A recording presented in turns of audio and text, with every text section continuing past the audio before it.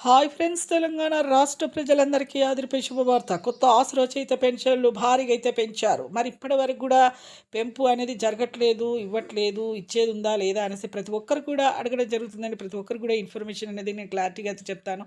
Skip చేయకుండా అయితే video అయితే చూడండి. లేట్ చేయకుండా అయితే వీడియోలోకి వెళ్ళే ముందు అలాగే కొత్త పెన్షన్లు కూడా మంజూరు చేస్తున్నారు లేదా అనేసి అడుగుతున్నారండి.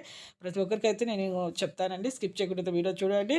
లేట్ చేయకుండా అయితే వీడియోలోకి అయితే వెళ్ళిపోదాం. పాత వారికైనా, కొత్త వారికైనా, వృద్ధులకి, వితంతువులకి, ఒంటరి మహిళలకు 4,000, వికలాంగులకు 6,000, హెచ్ఐబీడీ, చేనేత, మగ్గం కార్మికులకు 4,000, డయాలసిస్ వారికి కూడా 4,000 అండి.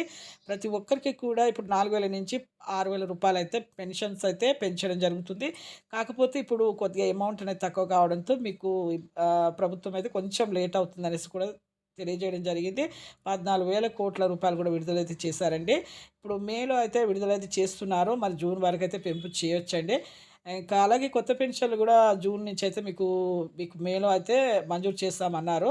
ఎందుకంటే ఎవరెవరికి ముఖ్యంగా అంటే వితంతువులకు, వికలాంగులకైతే మొదటగా అయితే ప్రిఫరెన్స్ అయితే ఇచ్చారు. లైక్ చేయండి. Thanks for watching.